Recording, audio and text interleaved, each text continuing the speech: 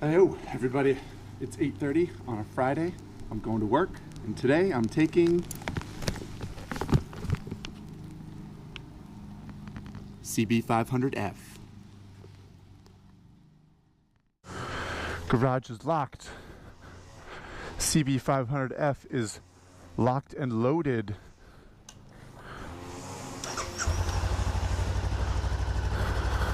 Look at it in all its glory. Oh boy.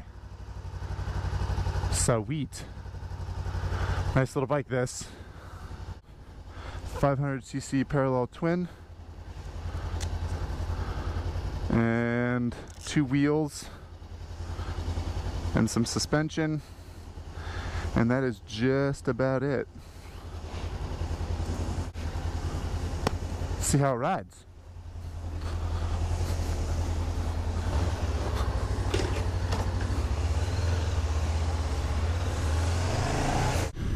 So, when Honda came out with the CB500s a few years ago, obviously the idea was to have an affordable little trio of bikes that are basically on the same platform, easy to produce, so on and so forth. So you got your CB500F, the naked bike, you got your CB500R, the CBR500R, whatever, the sport bike one, you know the one I mean, and then the CB500X, which is the more adventurized looking one with sort of a taller windscreen and upright ergos and such.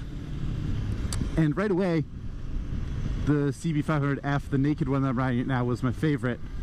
I think because it's just the simplest. It's the least complicated, it's the least expensive, and I feel like when, you know, if there's 3 bikes that are all designed to be affordable, why not the most affordable one? I just like that. I like the simplicity. I like the way it looks, and for 2016 it's actually gotten some updates. It's got LED headlights, it's got new styling, it's got a new exhaust pipe, and actually some functional changes too. It got preload adjustment in the fork, so that's kind of cool. So little blue caps there with the screws on them. At its core though, same basic bike underneath. That 500cc parallel twin. I've talked before about the parallel twins with a 270-degree crank, like the Thruxton and the Africa Twin, and how they sound pretty cool. The CB500 does not have a 270 crank. It's got a more conventional 180 crank, and for that reason it doesn't sound as cool, frankly. But hey, nobody's perfect, right? It's okay.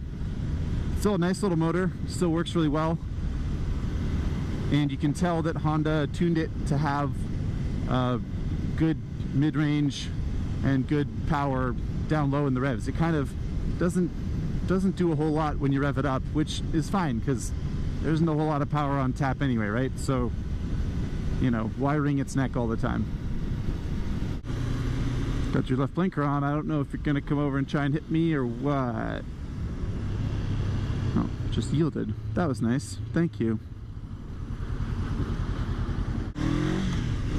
As you'd probably expect from a bike that costs $6,000, I think. And when it came out, they started $5,500, I think. And man, that was a screaming deal. I mean, $6 grand is still pretty good. That's not a whole lot of money. As you could probably guess, some of the stuff feels, you know, affordable.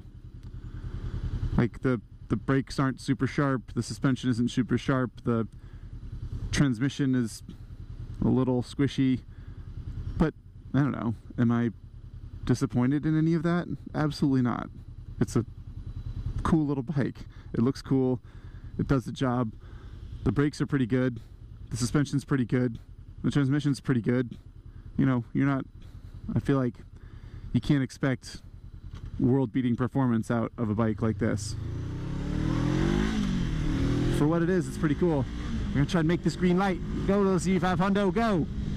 Yeah!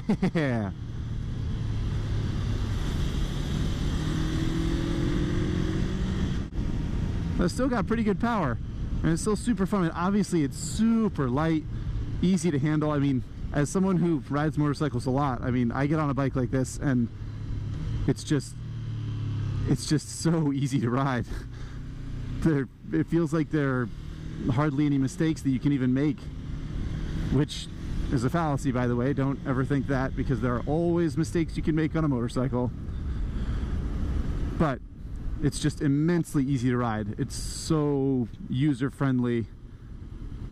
I guess what I'm trying to say is Honda designed and built the bike to be unintimidating and friendly and easy to use and so on and so forth.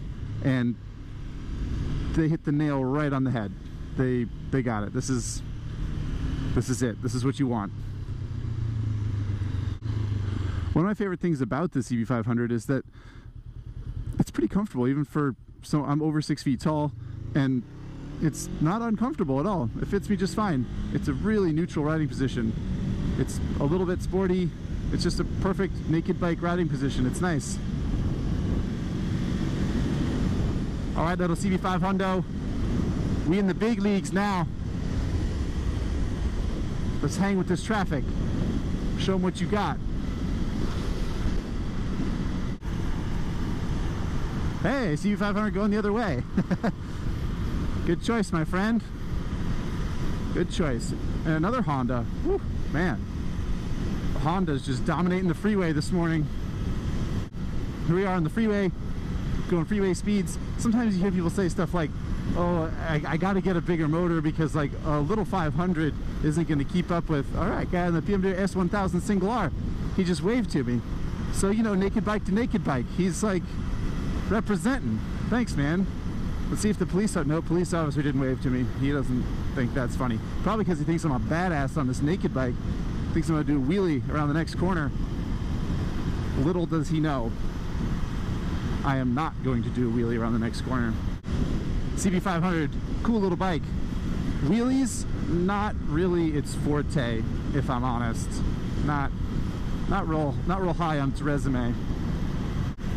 Anyway, sorry, I got distracted. I was talking about engine size. And the point is, it's not the size that matters. That's not true, it is the size that matters. But with the CB500, if people ever tell you like, oh, I don't want to get a little 500, it won't keep up with freeway traffic and so on and so forth, that's a bunch of malarkey. It's fine. I'm cruising along freeway speeds a little bit more right now, actually, and it's totally happy. It's just cruising. It's not like I'm tapped out, tucked in, or anything like that. It's fine. It works great. I will admit, there's not a whole lot of roll-on power. Let's give it a try here. Wide open, 60 miles an hour, 65, 70, 75. Woo, man. I mean, it's pretty good. That was better than I thought, actually. The roll-on power certainly helped by these racing stripes on the tank here, which, as we all know, will make any vehicle go faster. That guy knows. Check it out. In those old Fiat 500 with the racing stripe, checkered flag. Car's faster than it could be. I will say, for freeway travel, if I owned this bike, I would gear it up, because yeah, it's geared pretty short, and that goes for on the freeway and around town also. It's geared really low, geared really short. I can leave stop signs or red lights in second gear on this bike, and that just goes to show it's kind of geared for a parking lot. I mean, it's geared for someone who's maybe never ridden a motorcycle before, so that's fair, that's cool. But it gives you a little bit of room to grow into, because it's a perfectly capable machine. It's just sort of set up to be extra friendly. Look at that roll-on power. Yeah, go CB500. Whoop.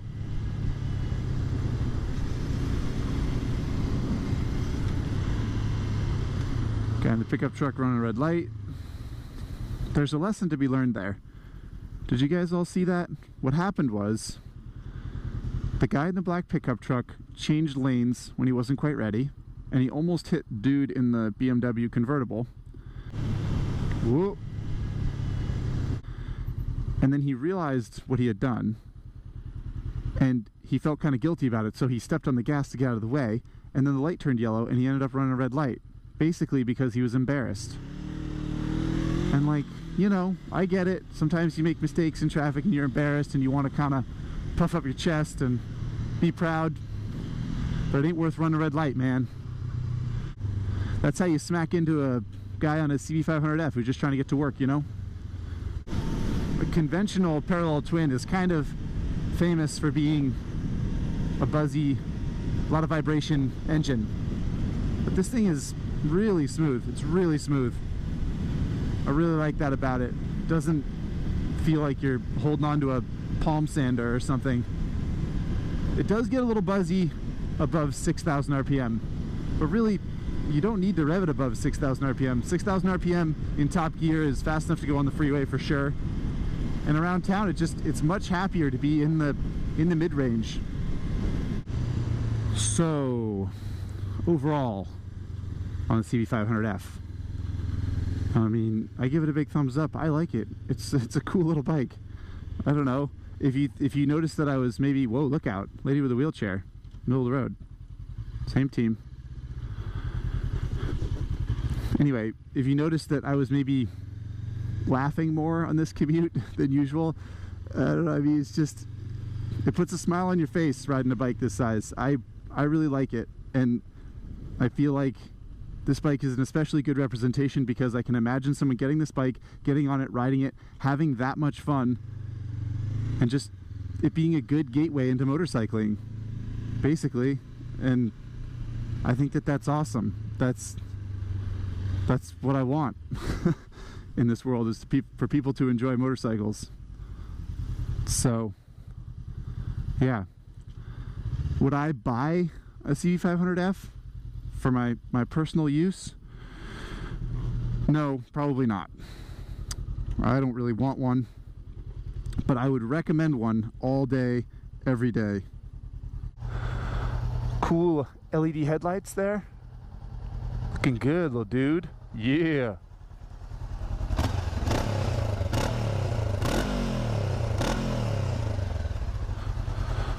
It's a rad looking little bike, right? I think it's damn cool. Okay, see you guys next time.